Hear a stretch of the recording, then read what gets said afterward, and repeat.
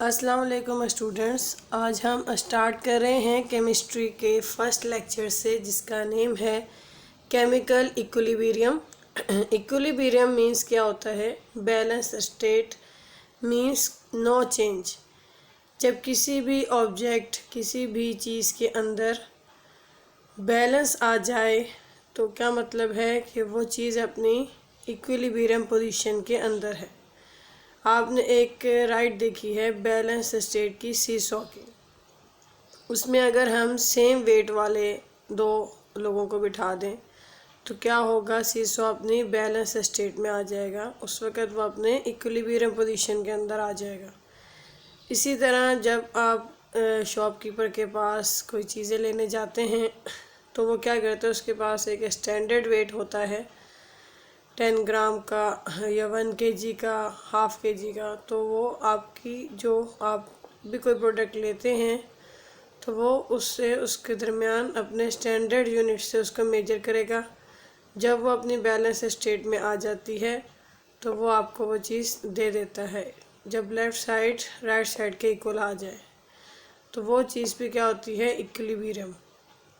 अब हम देखते हैं केमिकल रिएक्शन की definition. One or more substance convert into one or more different substance। जब भी एक या एक से ज़्यादा सब्सटेंस कन्वर्ट हो जाए एक या एक से ज़्यादा डिफरेंट सब्सटेंस के अंदर, इट मीन्स क्या हो गया? केमिकल रिएक्शन हो गया। इसकी हम कुछ एग्जांपल्स देखते हैं। जैसे हाइड्रोजन गैस ऑक्सीजन गैस से जब केमिकली तौर पर रिएक्ट करती है तो हमें क्या मिलता है? Water, H2O। इसी तरह जब कैल्शियम कार्बोनेट आपस में ब्रेक डाउन होंगे केमिकली तौर पर तो क्या हमें देंगे? Calcium oxide plus carbon dioxide. जब सिल्वर नाइट्रेट सोडियम क्लोराइड के साथ केमिकली तौर पर रिएक्ट करेगा तो वो सिल्वर क्लोराइड और सोडियम नाइट्रेट में कन्वर्ट हो जाएगा। तो डिफरेंट रिएक्शंस हैं जो केमिकली तौर पर आपस में रिएक्ट कर रहे हैं। केमिकल रिएक्शंस 3 टाइप्स के होते हैं। एक होते हैं कंबाइन, सेकंड होते हैं ब्रेकडाउन, थर्ड होते हैं डिस्प्लेसमेंट। कंबाइन रिएक्शंस किसे कहते हैं? जब जो 2 डिफरेंट सब्सटेंस हैं, 2 डिफरेंट एलिमेंट्स कह लें, वो आपस में केमिकली तौर पर रिएक्ट करेंगे और हमें एक नया सब्सटेंस देंगे कंबाइन होकर। इट मीन्स वो कौन से रिएक्शंस हैं? Combine chemical reaction. इसी तरह जब हम कोई एक ऐसा सब्सटेंस जो पहले से ही केमिकली तौर पर कंबाइन है लेकिन हम उसे ब्रेक डाउन करवाने जा रहे हैं केमिकली तौर पर, तो वो क्या करेंगे? आपस में ब्रेक डाउन होकर हमें एक नया सब्सटेंस देंगे, कैल्शियम ऑक्साइड और कार्बन डाइऑक्साइड, यहाँ पर एक हमें ब्रेक डाउन की शक्ल में मिल रहे हैं।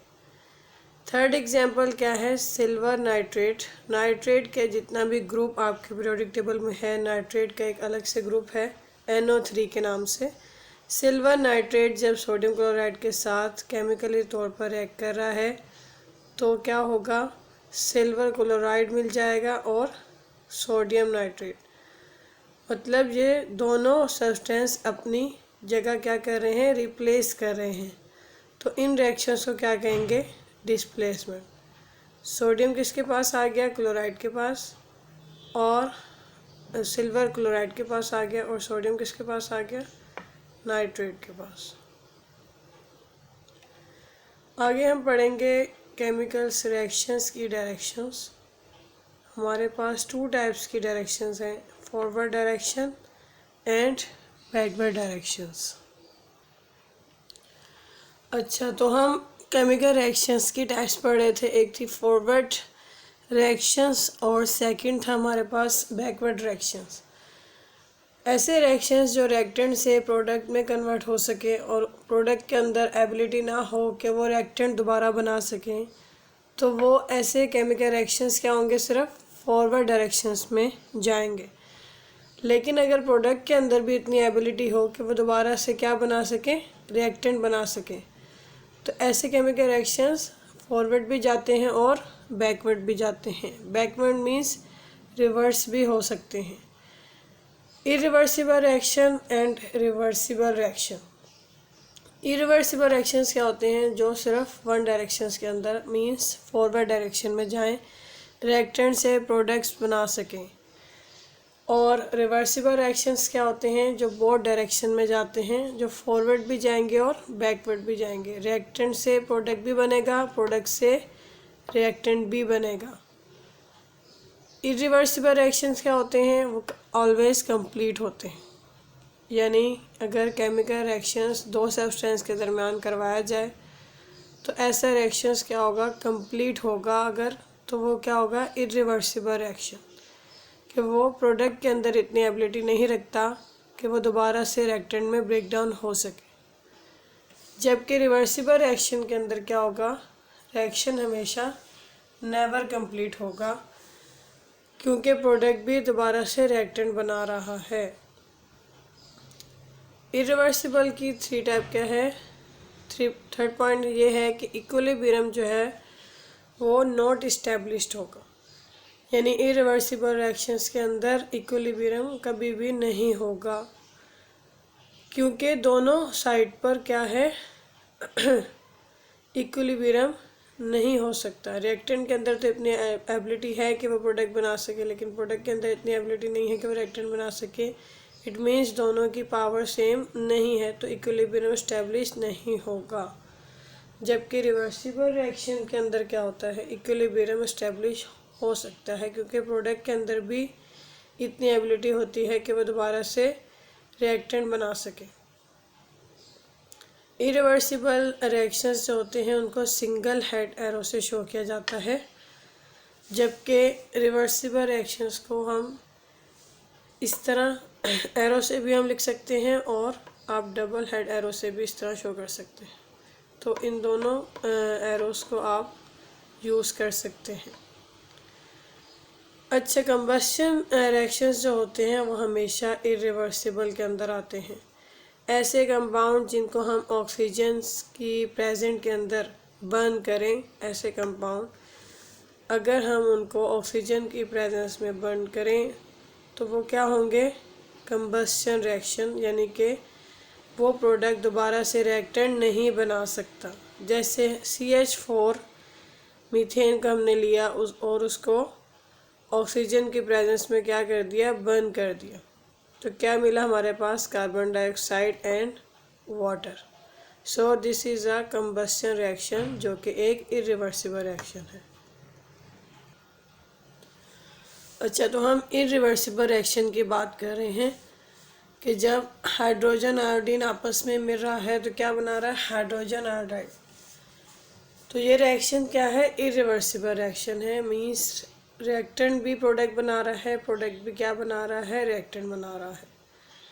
जब भी rate of forward direction rate of backward direction के इक्वल होगा, रेट मीन्स क्या है? स्पीड। जब दोनों की स्पीड सेम होगी तो क्या होगा? इक्विलिब्रियम कांस्टेंट हो जाएगा। फॉर एग्जांपल हम एक रिएक्ट लेते हैं और एक प्रोडक्ट लेते हैं। एक रिएक्ट लिया 100 ग्राम है, अभी रिएक्शन स्टार्ट नहीं हुआ, इट मीन्स प्रोडक्ट क्या है? 0 है।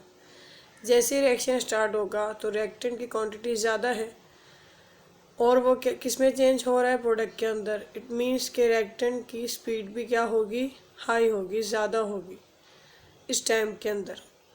और कुछ टाइम के बाद क्या होगा? रिएक्टेंट भी हाफ पर आ जाएगा और प्रोडक्ट भी हाफ पर आ जाएगा। उस टाइम के दौरान इक्विलिब्रियम क्या हो जाएगा? कांस्टेंट हो जाएगा, क्योंकि दोनों की स्पीड क्या हो जाएगी? सेम हो जाएगी।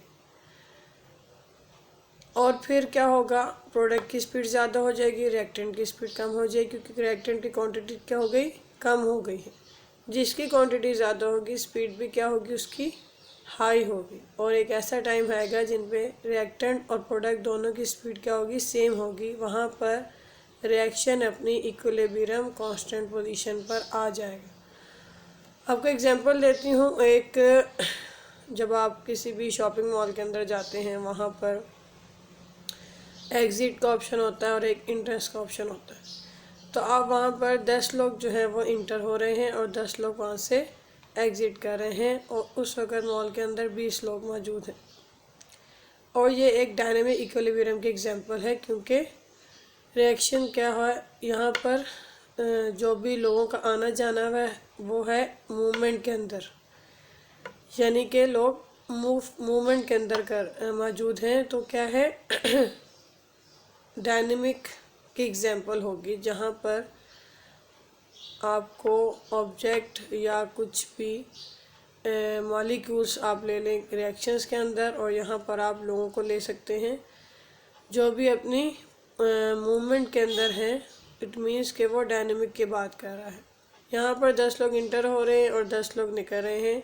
उस वक्त मॉल के अंदर 20 लोग मौजूद हैं, और ये किसी एक ख़ास टाइम पीरियड के अंदर होता है। ऐसा नहीं है कि हर दफ़ा 10 लोग इंटर होंगे और 10 लोग एग्जिस्ट करेंगे, ऐसा भी नहीं होता।